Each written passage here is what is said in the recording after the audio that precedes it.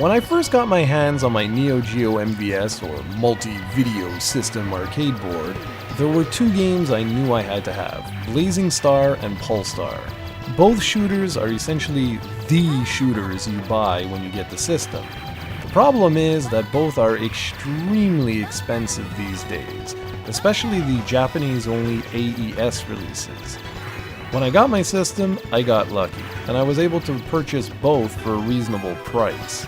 But what about everyone else? Not everyone has access to the original SNK hardware, let alone can afford the ridiculous asking prices for these two classic shooters.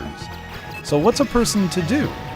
Well, thanks to the advent of the Virtual Console and other such services, you have the option of picking up the digital version of the game in such a way that is officially supported by the original company. Today I bring you a look at 1998's Blazing Star, which is actually a spiritual successor to Polestar. The truth is that both games were made by mostly the same development team. Yes, the studio went through a name change, but the people were the same. Unlike Polestar, this isn't an environmental horizontal shooter, it's a chain shooter. What the heck does that mean, you might ask? Well, it means that your objective in Blazing Star isn't so much to stay alive as it is to link chains of combos together to acquire insanely high scores. Blazing Star is an extremely unique shooter in that you don't have a screen-clearing bomb, instead solely relying on your vehicle's basic shot to survive. Along the way, you'll find power-ups that make your ship more and more powerful, but ultimately you never get access to brand new weapons. Your ship can fire a basic shot if you tap the A button. However, if you tap it like a madman, the shot will change ever so slightly. You can also perform a charge shot with two distinct aspects. One is a single line pure fire shot, and the other you can press the B button once you release the shot to spread it across the screen.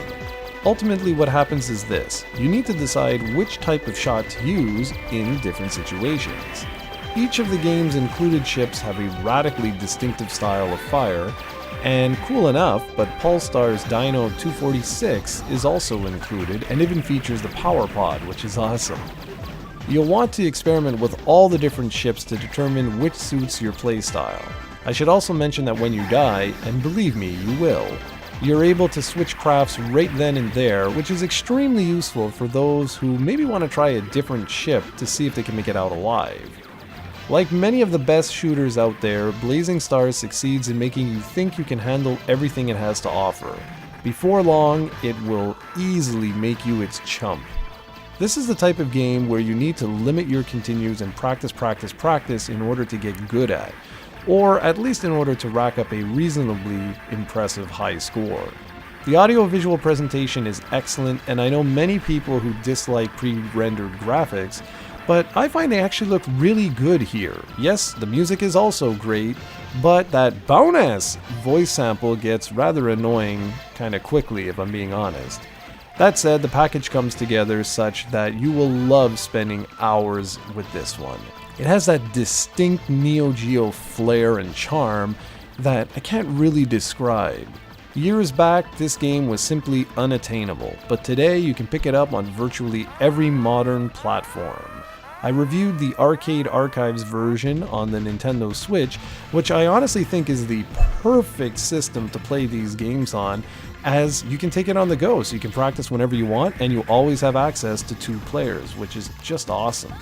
It boggles my mind to think how expensive the original MVS carts are today, but now look, you can pick it up for $10.